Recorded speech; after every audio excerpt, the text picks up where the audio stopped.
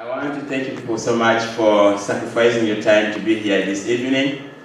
I know each one of you could have been doing some other things elsewhere, but you still managed to sacrifice your time to be with us. We appreciate your time. I remember in the morning when I was coming to Nebraska, I was kind of nervous because I didn't know what to expect. But then my expectation has come true. As I was talking to people outside there, I realized that everyone in this campus is really very friendly. And besides that, the most interesting fact is that I got the best accent here because I was worried that people will not pick me, I will not pick what people would say.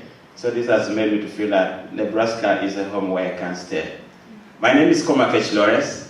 I come from northern Uganda and I work for Invisible Children Uganda as a mentor. I'm a mentor to 25 students.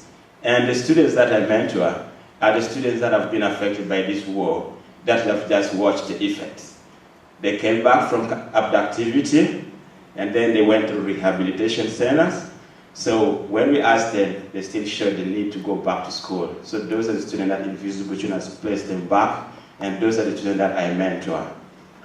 Basically, what you watch on this movie is a typical life that I've gone through.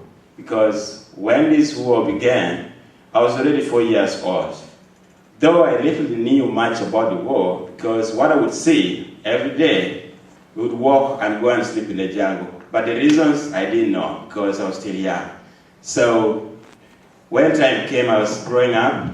As we moved to school, would be always safeguarded by soldiers, because that was a time when things were not really easy. It was really hard. And I lived in a life where every time you're really scared. You think you can be abducted anytime. Because the most practical ones were some of the students that I would go with them to the elementary school, some of them were abducted during the time they were going to school. So it was a very difficult life to go through because every time you don't know what is really coming next, whether it's going to be you to be abducted or somebody else. So one night when we were in our village, the rebels came and abducted my father and his younger brother. So when they abducted them, they took them to the jungle. And we tried to search for information to find out where exactly they had gone, but we couldn't really get from the local military personnel who were on the ground. And we were so much worried because the trend has been, when they capture you, if you're not able to serve in the military, then they either get rid of you or they torture you seriously. But unfortunately, by then my dad was already old and his health wasn't in good shape. So we were so much worried that we wouldn't really see him again. So we waited for about 5 days, but surprisingly, we saw him walk back home. And that was one of the fundamental thing that changed my life, because having given up for somebody that you wouldn't really see him alive, and you see him alive, it was so serious. But the unfortunate bit of it was when we asked him where his younger brother was, he just told us his younger brother was killed. And we were left with no option apart from leaving our village and going to live in the protected camps where it was always safeguarded by the UPDF, or Ugandan People's Defense Forces. But right now as I speak, I'm really so happy to share with each and everyone in this house that lives that you have really seen on this video is no longer existing in northern Uganda. There is peace in northern Uganda. There is no more war in northern Uganda now as I speak.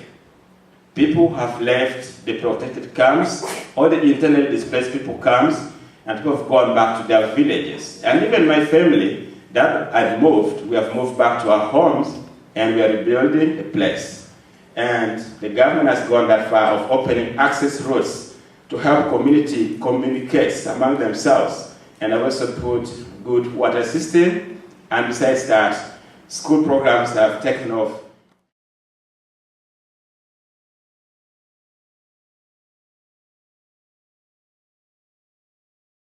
Know the cause for this war and why this war is going on and why LRA is still in Central Africa to go through this horrible experience that I've gone through.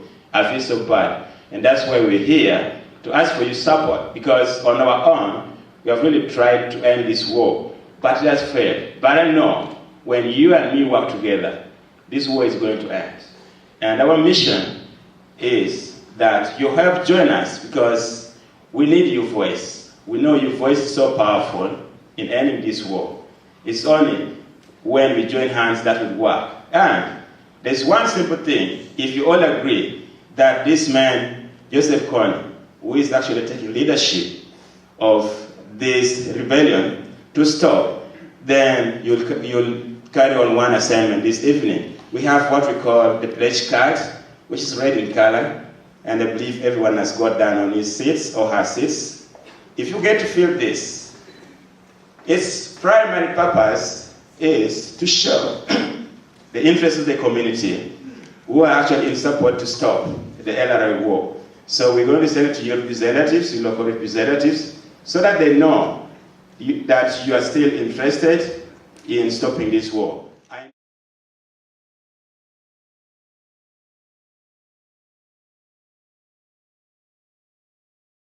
The children who are rescued, do they want to go to school? Do they want to learn? Thank you for your great question.